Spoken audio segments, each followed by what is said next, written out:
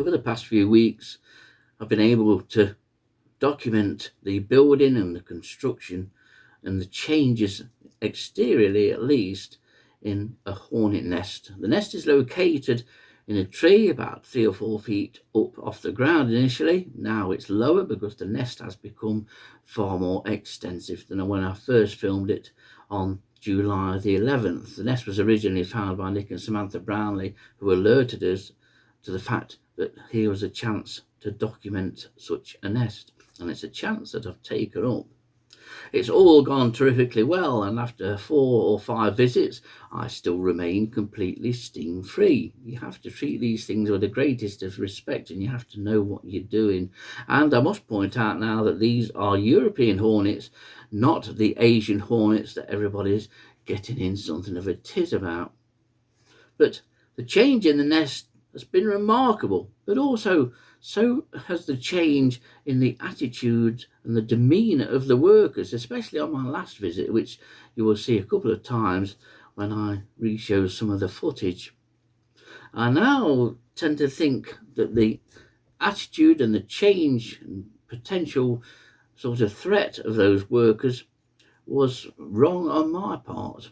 I don't really think it was a threat now. I'm tending to think that it was perhaps a nuptial flight. But we'll see, because on my last visit on the 2nd of September, the demeanour of the workers was far more subdued and routine, and there was no trouble at all. They never even noticed the camera. So there's a few scenes and sections that bring us up to date, especially for those people that haven't seen any in this series before on the hornet nest at Clumber. But it's again some fascinating footage. Well, here we are in the area of Clumber Park. We're back on the 11th of July for this, but that's the habitat in which this nest was, right in the middle of some clear fell. And here is the nest as we first saw it back on the 11th of July. You can see workers coming out, and you can see one worker there busy building the nest and constructing the nest at the bottom. Pay attention to where that worker's working on that part of the nest and that crevice in the bark just lower left of that. That will help you gauge the development and the increase in size in the nest by the time of our later visits. And this visit was the 31st of July. Extensive work had been done altering the nest and extending it down. You can see lots of construction work down that right hand side of the nest, and now you can see where the bottom of the nest is in relation to that crevice in the bark. Lots of workers here, far more workers than on the previous visit, and a redundant worker with just one wing, which I never did see again. I don't think it ever made it, to be honest.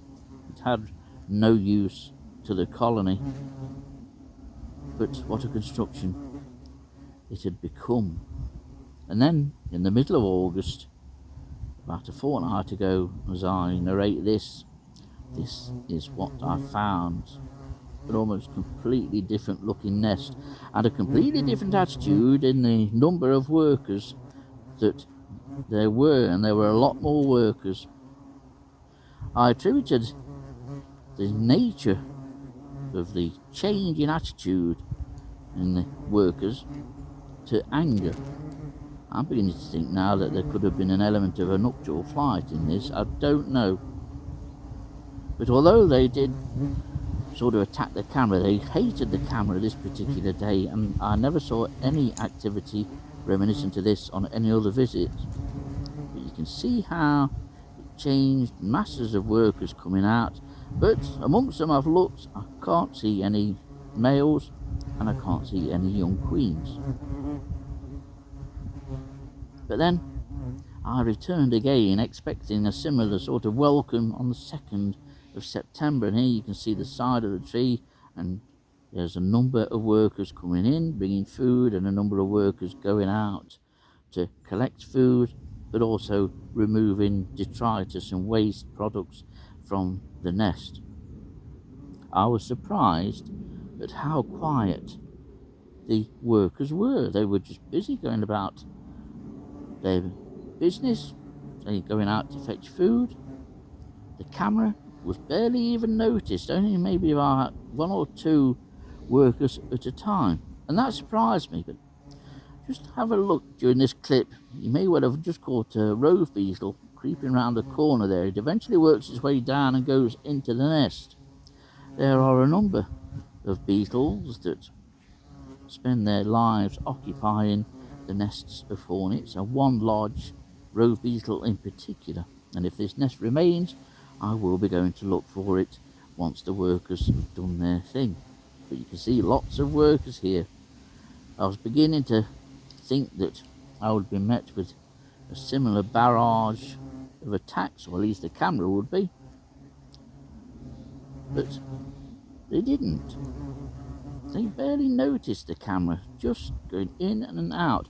And it was the nature of the workers that struck me, how much they'd changed. They were far less aggressive towards the camera. I was standing, some 20-30 feet away, safely tucked behind a tree. I was never near the nest itself, only to quickly set up the camera. Surprising how quickly you can do it in the face of hornets. But on this visit, they were extremely placid and compliant. I didn't have any trouble at all. Apart from when one did fly into us and hit us in the chest, but I think that was the hornet's fault rather than mine. There was no aggression. I think it just didn't see me. I must have lost weight. But you can see what a fantastic structure it is. And now look at the difference from where the bottom of the nest is now to the top of that split in the trunk, where it was on the 11th of July, a couple of months ago almost. What a construction it is. It's absolutely marvellous. And lots of workers coming in and out throughout my visit there. It is the most amazing construction. Perhaps the most amazing thing of all is that the nest has been left. No one's reported it and it's not been destroyed. There's never been a need to destroy a nest, and I don't think there ever is, really, to be honest. It's rare that a nest is in such a position that there is likelihood of somebody being stung. There isn't here.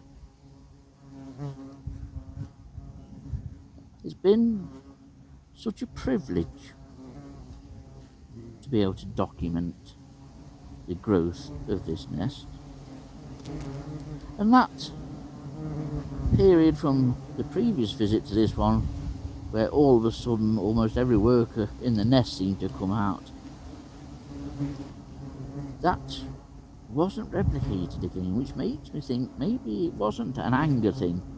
Although they didn't like, it was clear on that visit, they didn't like the camera being there at all, but on this visit, they barely noticed it.